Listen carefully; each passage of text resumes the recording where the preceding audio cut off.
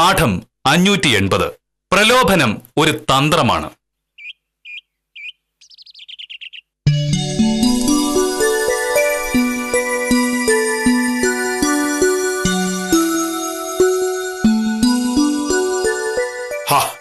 ഇതുവരെ തേച്ച് കഴിഞ്ഞില്ലേ ഭാമേ? രാവിലെ എഴുന്നേക്കുമ്പോ തന്നെ തേച്ച് വെച്ചാൽ എന്താ? അതെന്തിനാണ് മോനോട്ട്? മോനയുടെ ആവശ്യം വന്ന് കൃത്യം 9:48 അതിനുള്ള എപ്പോ വേണേലും തേച്ച് വെച്ചാ പോരെ? ഒരു ദിവസം 8 മണി കഴിയുമ്പോഴേക്കും കറണ്ട് അങ്ങ് പോയാലോ? അവിടെ നാളാണ് കറണ്ട് എപ്പോഴാ പോകുന്നത് ആർക്ക് പറയാൻ പറ്റില്ല. ഇതിനു മുന്നേ എത്രയോ വട്ടം കറണ്ട് പോയിരിക്കുന്നു മോഹനേട്ട. അതിന്റെ പേരിൽ മോഹനേട്ടൻ ഒരിക്കൽ പോലും തേക്കാത്ത ഷർട്ടിട്ട് ആഫീസിൽ പോയിട്ടില്ലല്ലോ. കറണ്ട് പോയിട്ടുണ്ടെങ്കിൽ പഴയ ഇസ്തിരിപ്പെട്ടിയിൽ കനൽ നിറച്ച് ഞാൻ ഷർട്ട് മുണ്ടും തേച്ച് തരുമെന്ന് മോഹനേട്ടൻ തന്നെ അറിയാം. എന്നാലും രാവിലെ വെറുതെ ഒരു കുറ്റം കണ്ടുപിടിക്കാൻ വേണ്ടി വെറുതെ ഒരു ചോദ്യം. എനിക്കറിഞ്ഞൂടെ എന്റെ മോഹനേട്ടനെ. ആ മോഹനേട്ടാ, ഇന്നലെ മണികണ്ഠൻ വിളിച്ചിരുന്നു. ഏത് മണികണ്ഠൻ? സാറിന് എത്ര മണികണ്ഠനെ അറിയാം? ചെറിയച്ഛന്റെ മോൻ മണികണ്ഠൻ. എന്താ കാര്യം? അവന് കുറച്ച് പൈസ വേണമെന്ന്. ഒരു 20,000 രൂപ. പ്രായം 10-25 കഴിഞ്ഞിട്ടും ഒരു ജോലിയും ചെയ്യാതെ വീട്ടുകാരെയും നാട്ടുകാരെയും പറ്റിച്ച് അങ്ങ് ജീവിക്കുക. അപ്പൊ കാശിന് ആവശ്യം വരും. എന്തിനാണ് കാശ്? കള്ളു കുടിക്കാനോ കഞ്ചാവ് വലിക്കാനോ? മോഹനടുത്ത് ഇങ്ങനെയൊക്കെ സംസാരിക്കണേ. അവൻ പലപ്പോഴും കള്ളു കുടിക്കുന്നുള്ളത് നേരാ, പക്ഷെ കഞ്ചാവ് ഒന്നും വലിക്കാറില്ല. അമ്മേ, കഞ്ചാവ് വലിക്കുന്നവർ വീട്ടുകാരുടെ മുന്നിൽ വെച്ചാൽ വലിക്കുന്നത്. അവൻ കഞ്ചാവ് വലിക്കുമെന്ന് നാട്ടുകാർ മുഴുവൻ പറയുന്നുണ്ട്. പിന്നെ നീ മാത്രം അവൻ പരമ യോഗ്യനാണെന്ന് പറയുന്നതിന് കാര്യം എന്താണ്? ശരി, അതല്ല ഞാൻ സമ്മതിച്ചു. തീർന്നല്ല പ്രശ്നം.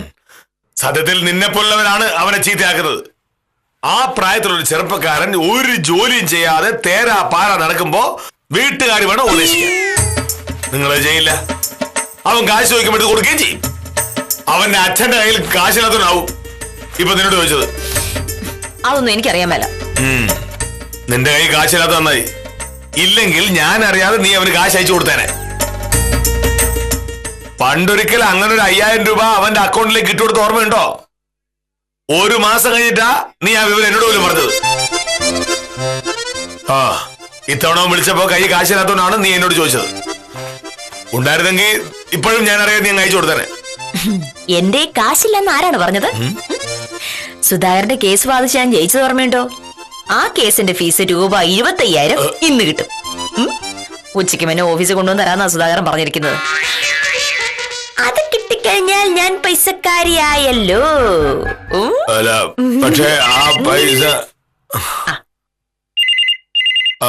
പക്ഷേ ആ കാശ് എനിക്ക് തോന്നുന്ന പോലെ ചെലവാക്കാൻ പറ്റില്ല. ആദ്യം പോട്ടെ ആ ഫോൺ എടുക്കാൻ നോക്ക്. തർക്കമൊക്കെ നമുക്ക് പിന്നെ ആവാം. ചെല്ല്.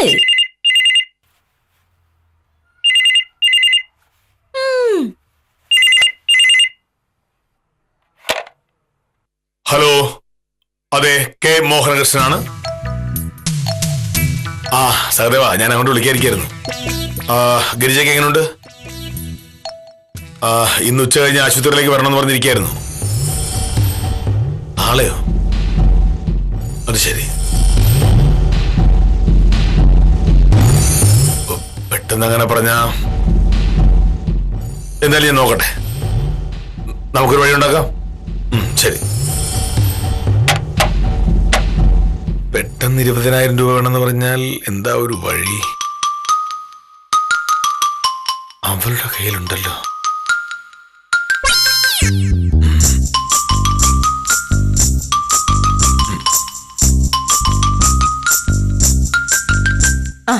ആരായിരുന്നു മോനോട്ട്?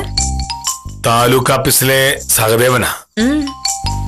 സഹദേവന്റെ ഭാര്യ ഒരാഴ്ചയായിട്ട് ആശുപത്രിയിലാണ്. അത് മോഹനോട് പറഞ്ഞാണല്ലോ. ആശുപത്രിയില് ഒരുപാട് പൈസ ചെലവായി. സഹദേവന് ശമ്പളം അല്ലാതെ വേറെ വരുമാനം ഇല്ലല്ലോ. നാളെ ഡിസ്ചാർജ് ചെയ്യുന്ന പറയുന്നത്. സഹദേവനൊരു 20,000 രൂപ വേണമായിരുന്നു. അതിനെന്താ, മോഹനോട് അത് കൊടുക്കണം. സഹകരണ ബാങ്കിലെ അക്കൗണ്ടിൽ കിടക്കല്ലേ കാശ്. സഹദേവനാണെങ്കിൽ മോഹനേട്ടന് ഏറ്റവും വേണ്ടപ്പെട്ട ആളും. കാശ് കൊടുക്കണം. പക്ഷേ സഹകരണ ബാങ്കിലെ നിക്ഷേപമെല്ലാം സ്ഥിര നിക്ഷേപമല്ലേ. ഈ മാസം പൈസ പിൻവലിച്ച ഒരുപാട് പലിശ പോവും. ഏറ്റവും അടുത്തൊരു സുഹൃത്തിന്റെ ആവശ്യം വരുമ്പോ പലിശയുടെ കണക്ക് നോക്കിയിരിക്കുന്നത് ശരിയാണോ മോനോട്ടാ? പലിശയൊക്കെ പോട്ടെ നോക്കണം. സഹതന്റെ ആവശ്യമല്ലേ പ്രധാനം. സഹദേവന്റെ ആവശ്യം പ്രധാനമാണ്, പൈസ കൊടുത്തേ പറ്റൂ. പക്ഷേ പലിശ പോകാതെ പൈസ കൊടുക്കാൻ പറ്റുന്നൊരു വഴി ഉണ്ടല്ലോ. അതേത് വഴിയാ? നിനക്ക് സുധാകരൻ 25,000 രൂപ തരുമല്ലോ, അതിൽ നിന്ന് ഒരു 20,000 രൂപ എനിക്ക് തന്നാ മതി. അപ്പോ അതായിരുന്നു സാറിന്റെ മനസ്സിലിരിപ്പ്. എനിക്കിന്ന് കിട്ടുന്നതിൽ നിന്നും രൂപ 20,000 എങ്ങനെയെങ്കിലും വാങ്ങിയെടുക്കണം. ആ വേല കയ്യിലിരിക്കട്ടെ. അതുകൊണ്ടല്ല ഭാമേ ഞാൻ പറയുന്ന മനസ്സിലാക്കുക. വേണ്ട മോനട്ടാ, ആ ഫോൺ വിളിച്ചതേ സഹദേവനാണോ എന്ന് പോലും എനിക്കിപ്പോ സംശയമുണ്ട്. എന്റെ കയ്യിൽ കാശുണ്ടെന്ന് അറിഞ്ഞപ്പോ അത് വാങ്ങിച്ചെടുക്കാൻ നിമിഷ നേരം കൊണ്ട് കണ്ടുപിടിച്ചൊരു ബുദ്ധി. സത്യം പറ, ആരായിരുന്നു വിളിച്ചത്? എനിക്ക് സംശയമുണ്ട്. എന്റെ കയ്യിലിരിക്കുന്ന പൈസ എന്തൊക്കെ പറഞ്ഞാലും ഞാൻ തരൂല മോഹനേട്ടാ. ഭാമേ നീ ഇപ്പൊ കാണിക്കുന്ന ദുർവാശയാണ്. ഈ വീട്ടിൽ എന്റെ പൈസ നിന്റെ പൈസ അങ്ങനൊന്നും ഇല്ലല്ലോ, എല്ലാം നമ്മുടെ പൈസയല്ലേ. അപ്പൊ പിന്നെ വെറുതെ പലിശകളെ എന്തിനാ? നിനക്കാണെങ്കിൽ ആ പൈസ കൊണ്ട് അത്യാവശ്യമില്ലതാനും. ആര് പറഞ്ഞു എനിക്ക് അത്യാവശ്യമില്ലാന്ന്? ഇന്ന് കിട്ടുന്നതിൽ നിന്ന് 20,000 രൂപ എനിക്ക് ആവശ്യമുണ്ടല്ലോ. ഓ, അപ്പൊ അതാണ് നിന്റെ മനസ്സിലിരിപ്പ്. കഷ്ടപ്പെട്ട് ജോലി ചെയ്തുണ്ടാക്കുന്ന പണം ഒരു ജോലിയും ചെയ്യാതെ ജീവിക്കുന്ന മണികണ്ഠന് കൊടുക്കുക. ന്യായമായ ഒരു ആവശ്യത്തിന് ഞാൻ ചോദിച്ചപ്പോ നിനക്ക് തരാൻ വയ്യ. ഞാൻ ജോലി ചെയ്തുണ്ടാക്കുന്ന പണം എന്ത് ചെയ്യണമെന്ന് തീരുമാനിക്കാനുള്ള പ്രായം എനിക്കായി. ആ കാശ് കണ്ട് വെറുതെ വെള്ളം ഇറക്കാൻ നിക്കണ്ട, അത് ഞാൻ തരൂല. എന്ത് ആലോചിച്ച് നോക്ക്. എന്തായാലും സഹദേവന് പണം കൊടുത്തേ പറ്റൂ. സഹകരണ ബാങ്ക് എടുക്കുന്ന കാശെടുത്താ പലിശ പോകുന്നത് ഉറപ്പാ. ശരി, നീ ഇപ്പൊ മണികണ്ഠന് പൈസ കൊടുക്കുന്ന എന്തെങ്കിലും ഗുണമുള്ള കാര്യത്തിനാണെങ്കിൽ കുഴപ്പമില്ല. ഇതിപ്പോ അങ്ങനെയല്ലല്ലോ. നീ ഇപ്പൊ കൊടുക്കാൻ പോകുന്ന കാശ് കൊണ്ട് മണികണ്ഠൻ കള്ളു കുടിക്കും, കഞ്ചാവ് വലിക്കും. ചുരുക്കത്തിൽ പണവും പോവും, മണികണ്ഠന്റെ ആരോഗ്യ നശിക്കും. അത് കൂട്ടിക്കുന്ന നീ ഒരു നല്ല ചേച്ചിയാണോ? അതല്ല, ഞാൻ തീരുമാനിച്ചോളാം. എന്തായാലും ഒരു കാര്യം ഉറപ്പാ, എനിക്ക് ഇന്ന് കിട്ടുന്ന പണം നാളെ സഹദേവന് കൊടുക്കാമെന്ന് സാർ ഓർത്തിരിക്കണ്ട. സഹദേവന് പണം കൊടുക്കണമെങ്കിൽ ബാങ്കിൽ നിന്ന് എടുത്തോളുക, അതിലൊരു സംശയവും വേണ്ട.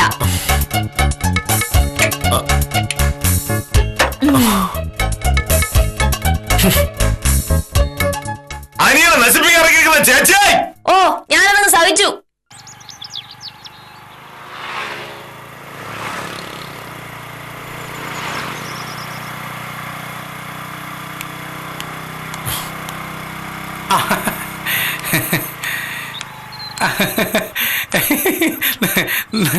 നമസ്കാരം സാർ, ഞാൻ സാറിന്റെ വീട്ടിലോട്ട് വരികയും സിവിൽ സപ്ലൈസിലെ ചന്ദ്രശേഖര സാറേ ആ തടിമില്ലിന്റെ പുറകെയുള്ള 30 സെന്റ് സ്ഥലം വാങ്ങി സൂക്ഷിച്ച്. കുഴപ്പമില്ല, സ്ഥലം വിറ്റ ബീരാൻകുട്ടി സ്ഥലം ഇളക്കാൻ ഒരാളിനെ വിളിച്ചോണ്ട് വന്നപ്പോ ചന്ദ്രശേഖര സാർ ഒരു തരത്തിൽ സമ്മതിക്കൂല.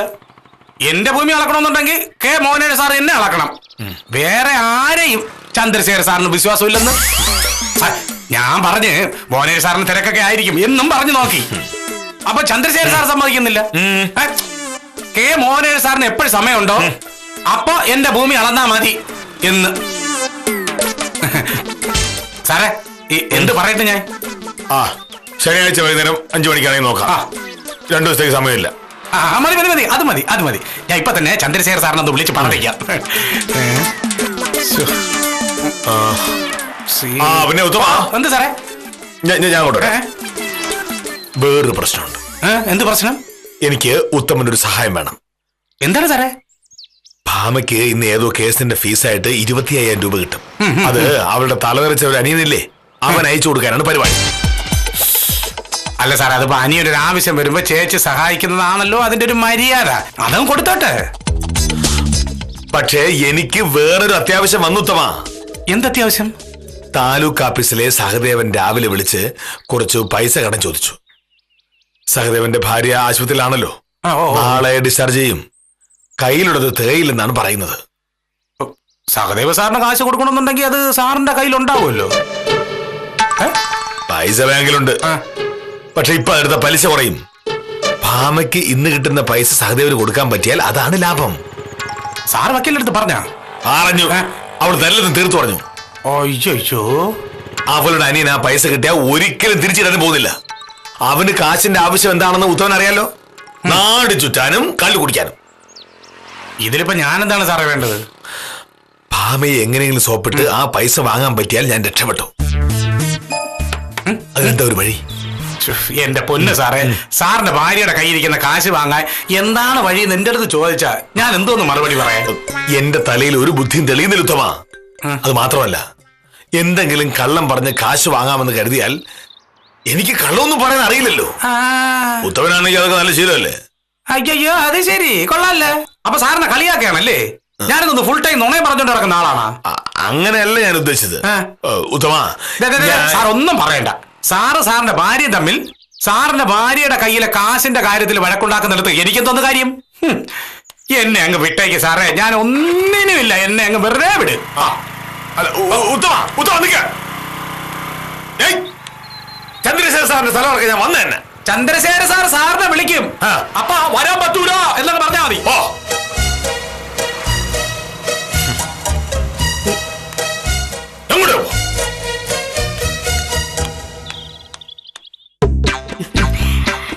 ചുരുക്കി പറഞ്ഞ 1000 രൂപ മുടക്കി ശിശുപാലൻ ചേട്ടൻ വലിയൊരു പ്രശ്നം ഒതുക്കി. എന്തായാലും സമ്മതിക്കണം.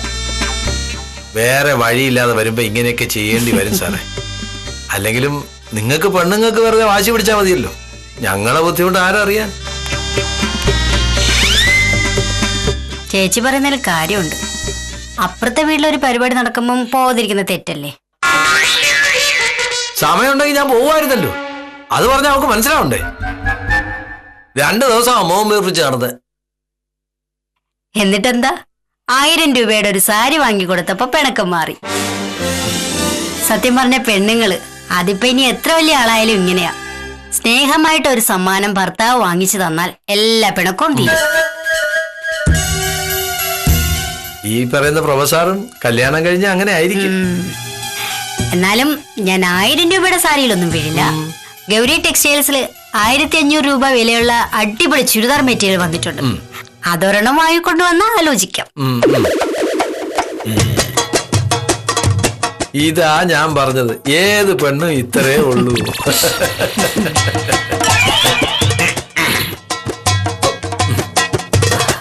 നമസ്കാരം സാർ. നമസ്കാരം. കൊച്ചു പറഞ്ഞോണ്ടിരിക്കാതെ ജോലി ചെയ്യാൻ നോക്കുക. ആ ശരി സാർ.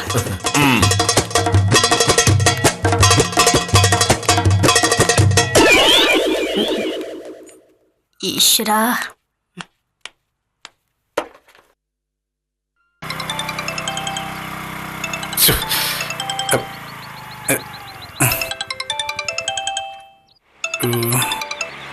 ഹലോ. ആ, ചന്ദ്രശേഖർ സാറിനെ ഞാൻ അങ്ങോട്ട് വിളിക്കാൻ വേണ്ടി ഇരിക്കായിരുന്നു. സാറിന്റെ കാര്യം ഞാൻ രാവിലെ മോനേഴ് സാറിന്റെ അടുത്ത് പറഞ്ഞു.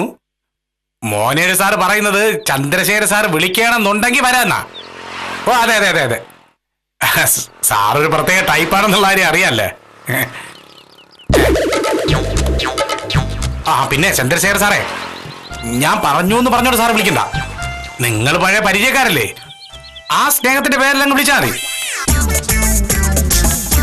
ഓ ശരി ശരി ശരി. ഓ ഓ ഓ ശരി സാറേ, വിളിക്കാം. ഓ നമസ്കാരം സാർ. സാറേ നമസ്കാരം. സാറിന് കുറച്ച് താമസിച്ചു തോന്നുന്നു. എന്തു പറ്റി? ഞാൻ ഒരു ഇന്ത്യൻ പൗരനാണ്. ഇന്ത്യയിൽ എവിടെയും ഏത് സമയത്തും യാത്ര ചെയ്യാനുള്ള സ്വാതന്ത്ര്യം എനിക്കുണ്ട്. ഉത്തമനെ പോലുള്ള വഴിയിൽ കാണുന്നവരോടുള്ള ചോദ്യങ്ങൾക്ക് ഉത്തരം പറയാൻ ഞാൻ ബാധ്യസ്ഥനല്ല. സാറ് നല്ല ദേഷ്യത്തിലാണെന്ന് തോന്നുന്നു.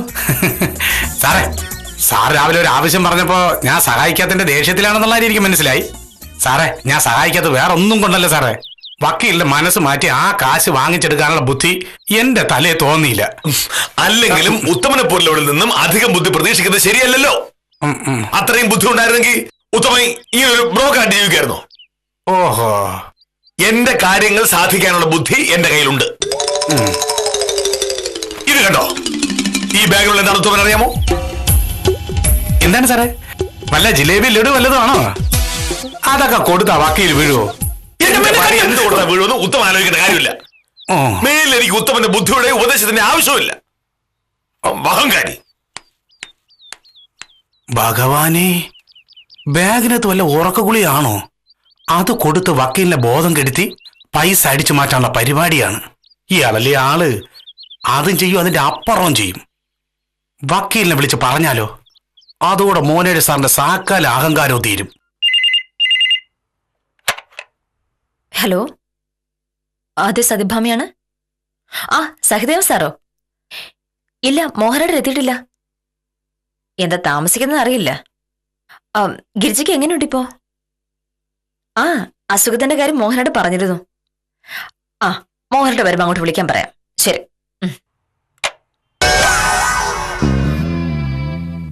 ഇല്ല, അപ്സരത് എവിടെ പോയി? മണി 6 ആയല്ലോ. ആ, എത്തിയല്ലോ. മോഹനേട്ടൻ എന്താ ഇത്ര താമസത്? താലൂക്ക് ഓഫീസിൽ സഹദേവൻ വിളിച്ചിരുന്നു. മോഹനേട്ടൻ ആഫീസിന് 5 മണിക്ക് ഇറങ്ങുമല്ലോ, ഇവിടെ എത്തുന്നോർത്ത് വിളിച്ചതെന്ന്. പൈസയുടെ കാര്യം ചോദിക്കാൻ വിളിച്ചായിരിക്കും. ഞാനൊന്ന് ഉച്ച കഴിഞ്ഞ് ആശുപത്രിയിലേക്ക് ചെല്ലാന്ന് പറയുകയും ചെയ്തിരുന്നു. പോകാൻ പറ്റില്ല. അതെന്താ ഇന്ന് ഇത്ര താമസത്? നീ എപ്പോഴും പറയാറില്ലേ ഞാൻ നിന്റെ ഒരാഗ്രഹവും സാധിച്ചു തരാറില്ല എന്ന്.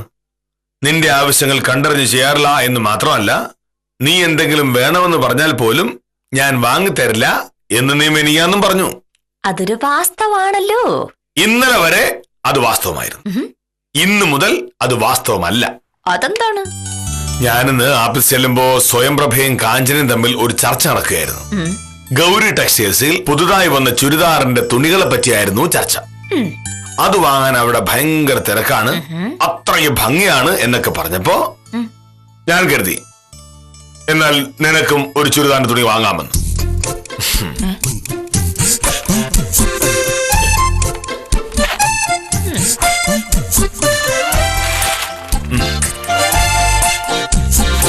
സ്വയംപ്രഭയും കാഞ്ചനയും പോലൊന്നുമല്ല. നീ ഈ ചുരിദാർ വെച്ചിട്ടാൽ നല്ല ഭംഗിയായിരിക്കും. എന്റെ ഈശ്വര, ഇതെന്തായാലും എനിക്ക് വിശ്വസിക്കാൻ പറ്റുന്നില്ല. എന്ത് പറ്റി ഇങ്ങനെയൊക്കെ തോന്നാൻ? എനിക്ക് ഇതിനോട് സ്നേഹമുണ്ടെന്ന് ഇപ്പോഴേക്കും നിനക്ക് മനസ്സിലായല്ലോ. സ്നേഹം ഉണ്ടെന്നുള്ള കാര്യം എനിക്ക് നേരത്തെ അറിയായിരുന്നു. എന്നാൽ ഇത്ര സ്നേഹം ഉണ്ടെന്ന് ഞാൻ കരുതിയില്ല. താങ്ക്സ്. ഇത് തുറന്നു നോക്കുന്നതിന് മുന്നേ മോഹനേട്ടൻ നല്ലൊരു ചായ ഇട്ട് തരാം. അപ്പോഴേക്കും മോഹനേട്ടൻ സഹദേവനെ വിളിക്ക്. എന്തോ അത്യാവശ്യമാണെന്നാ പറഞ്ഞത്. ഈ സഹദേവനെ വിളിച്ച പൈസയുടെ കാര്യം പറയും. നിന്റെ കയ്യിലുള്ള പൈസ നീ തരുമെന്നറിയാതെ. എന്റെ ഇവിടുന്ന് പറഞ്ഞ പൈസ 25,000 രൂപ സുധാകരൻ തന്നു. അതിൽ 20,000 രൂപ അപ്പൊ തന്നെ ഞാൻ അക്കൗണ്ടിലിട്ട് കൊടുക്കുകയും ചെയ്തു. ഓഹോ, കിട്ടിയ പാടെ അവര് കഞ്ചാവ് അങ്ങ് അയച്ചു കൊടുത്തല്ലേ? ഞാനൊരു ആവശ്യം പറഞ്ഞപ്പോ നിനക്ക് അത്ര വിലയുള്ളൂ. നിനക്ക് നിന്റെ അനിയനാണ് വലുതല്ലേ? ഞാനിതൊക്കെ വാങ്ങി തന്നു വെറുതെ ആയാലും. അത് ശരി. അപ്പൊ ആ 20,000 രൂപ വാങ്ങിയെടുക്കാനായിരുന്നല്ലേ ഇതും വാങ്ങിച്ചോണ്ട് വന്നത്? സാറാണ്, കൊള്ളാലോ. സാധാരണ പോയി എടുക്ക്. എനിക്ക് മനസ്സില്ല. എന്തൊരു സ്വഭാവമാണ് മോനട്ടാ. രൂപ 1500 വെറുതെ പോയല്ലോ. സ്വയം പ്രഭയ്ക്കാൻ വെച്ചിട്ടുണ്ട്. അവൾ ഒത്തിരി എല്ലാത്തിനും കാരണം. മോനട്ടാ ഫോൺ.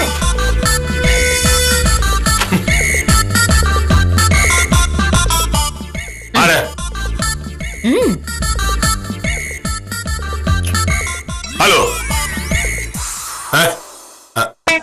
അമ്മേ. ഞാൻ അമ്മയൊന്നുകൊണ്ട് വിളിക്കാതിരിക്കായിരുന്നു. എന്തൊക്കെയുണ്ട് വിശേഷങ്ങൾ? അമ്മയ്ക്ക് അസുഖമൊന്നുമില്ലല്ലോ? പൈസയുടെ കാര്യം എനിക്ക് ഓർമ്മയുണ്ട്. 10-ാം തീയതിയല്ലേ ഞാൻ ഏറ്റു. ഞാനത് മറന്നു. അയ്യോ, ഇന്നല്ലേ 10. അമ്മ, ഞാൻ മറന്നുപോയി. അമ്മ എന്താ ഇന്നലെ ഓർമ്മിപ്പിക്കായിരുന്നത്? ഞാൻ ഒരുപാട് തിരക്കുള്ള ഒരാളല്ലേ.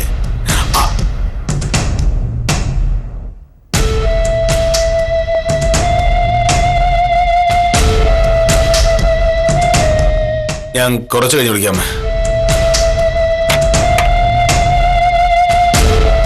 മോനട്ടാ, അമ്മ എന്താ പറഞ്ഞേ? 11-ാം തീയതി ഡോക്ടറെ കാണാൻ പോവാൻ 10-ാം തീയതി പൈസ അക്കൗണ്ടിൽ ഇട്ടുകാന്ന് ഞാൻ പറഞ്ഞിട്ട് മറന്നുപോയി. എന്നിട്ട് പറ, എന്നിട്ട് എന്താ ഉണ്ടായത് പറ. പൈസ നീരെടുത്ത് അതിനായിരുന്നു പൈസ എനക്ക് വേണമെന്ന് പറഞ്ഞത്. മോഹനേട്ടൻ ആ പൈസയുടെ കാര്യം മറന്നുപോയെന്ന് എനിക്കറിയായിരുന്നു.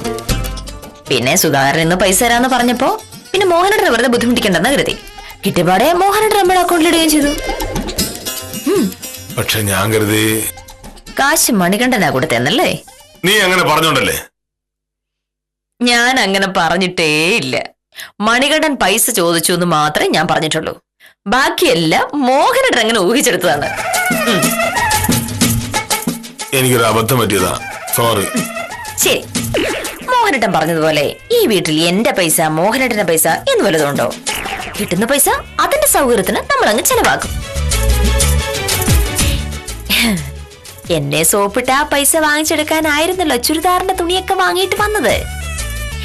കള്ളത്തരമാണെന്ന് മനസ്സിലായെങ്കിലും മോഹനേട്ടൻ അത് വാങ്ങിയിട്ട് വന്നല്ലോ. എനിക്ക് സന്തോഷായി. എനിക്കും. എന്റെ അമ്മയുടെ കാര്യം എന്നേക്കാൾ കൂടുതൽ നീ ഓർത്തു വെച്ചല്ലോ. മോഹനേട്ടന്റെ അമ്മയല്ലല്ലോ, നമ്മുടെ അമ്മയല്ലേ.